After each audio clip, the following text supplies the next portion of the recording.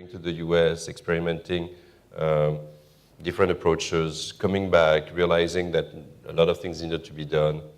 And it's only, a year and a half, 2 years after that he's thinking of, now coming back, now that they tune not only the technology, but the business model, which is a very important topic also for Stefan. He will address business model innovation.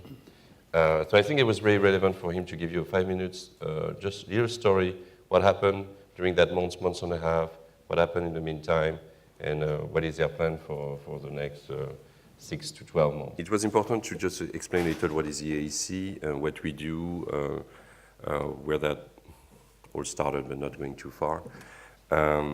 So I thought Enrique was a good example of what it's all about in the high-tech space. So when we say high-tech, we cover hardware, software, firmware, semiconductor, clean tech, med tech. So it's very broad. So you imagine to organize that day, which is one day, we had to be very selective on who we wanted to bring between clients, between accounts that will be relevant for the day, and to make it exciting for the audience and for the companies that we present. We wanted to have investors, and so the afternoon is all about investors from the US, business angels and VCs that will be talking to local companies and also to some of the speakers and people in the audience who want to meet with them. So that's just in one day. I think Enrique's story was very relevant because it's exactly what's going on when you are just thinking of the US and you have, it's very exciting to go to the US, it's very exciting to think about going to the US, but when you start going to the US, you realize there's a lot of things missing in your story, in terms of resources, in terms of your organization, process, everything. In that particular case, when you take a startup in the US, you have, you're starting really from zero. They have an idea of what should work, so they have a business plan.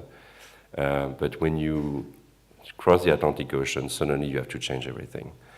Suddenly you realize that you don't know what you thought you knew, and you realize that you have to rethink your technology and also rethink your business model, which is also why also Stefan is here.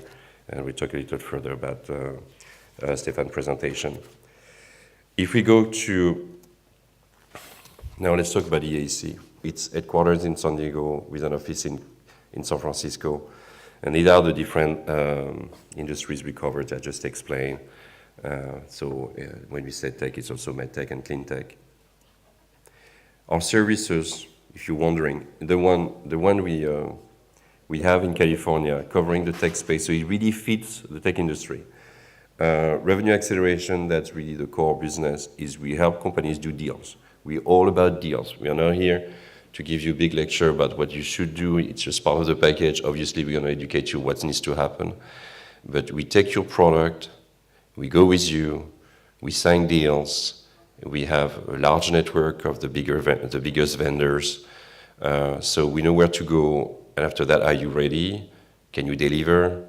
Can you follow through? Are you going to come back? That's another story, which also explains Enrique's story, which is coming back maybe a year and 18 months after, which is fine.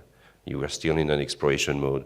You're learning, you come back, but you're ready. You know exactly what needs to happen. Research and advisory, that was also the story of Enrique. It's particularly when you are in an exploration mode, you think you have a business plan, you're just trying to figure out. What we do is we review the business plan together. We do the same for startups in California, by the way.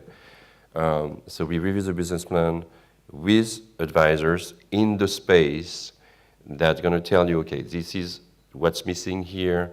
By the way, so it's not just advisory. By the way, it's missing that part, and I know somebody in that particular field that would love to have your product for a POC or a pilot. You need to know that big companies in the US, even more than in Europe, I would say, are always ready to take your product, try it. There is really a lot of excitement about technology and a lot of excitement to take on a startup and help that startup. I will talk about how an established company can adapt or innovate its business model today, Whether the company should implement the business model is another question that I will not address today. So the topic today is how can an established European or US company adapt its business model when it's, for example, entering a new market. Let me start with a short case to show you that it is not only small companies that struggle with this topic, but also large companies. When Walt Disney decided to open its first theme park here in Europe in Paris in 1992, it borrowed the business model that has worked so well in the United States. And Disney assumed that European customers would roughly spend the same amount of time and money per visit as Americans did on food, rides, and souvenirs. Turned out that all the assumptions about the revenue side of the business model were wrong, and Euro Disneyland was some kind of a disaster in its early years, like the net loss shows here in 1992, which was a loss of 45 million euros.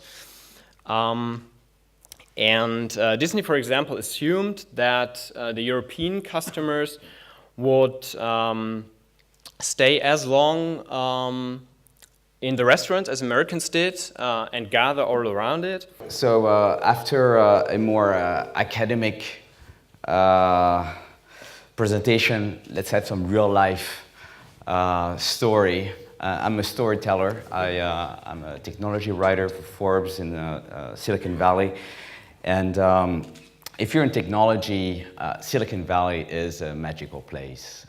This is the innovation engine of the world. This is where, if you're in technology, this is where everything happens. I arrived in Silicon Valley 14 years ago in 1999, was just at the height of the bubble. At that time, Apple was losing money. Google had no business model. And there were parties at every rooftop in San Francisco. It was really fun. But after that, there was two downturns. The first in 2001, then 2008. 2008, that was not our fault. That was the real estate. That was New York, basically. But today, there's a new bubble in Silicon Valley, and what I'm going to tell you today is how Silicon Valley basically managed to change itself from the burst to the boom and beyond. And I think that after 14 years, 2 downturns, I cracked the code. I know what Silicon Valley, why Silicon Valley is so successful, and I'm going to share it with you. So there's 2 things. The first thing is it's an ecosystem. And people actually think about Silicon Valley as this. It's you put brilliant minds, universities like Stanford, Berkeley, UCSF. I don't think many people know about the University of California in San Francisco. This is the heart of biotech, basically in the world. So you put brilliant minds. You have big companies. So you put experts in terms of operations. So you have big companies, HP, Apple, you name it. Then you put some of the investor, you put the money, support services, lawyers, accountant, PR, marketing, and then boom, you have all those successful startups. So that's where most of the people made a mistake. France tried to recreate Silicon Valley in Sofia Antipolis. It was a complete disaster. Dubai tried. Russia is trying with Skolkovo. Singapore tried. So anyone knows any successful startup from Singapore? Singapore? No. Me neither.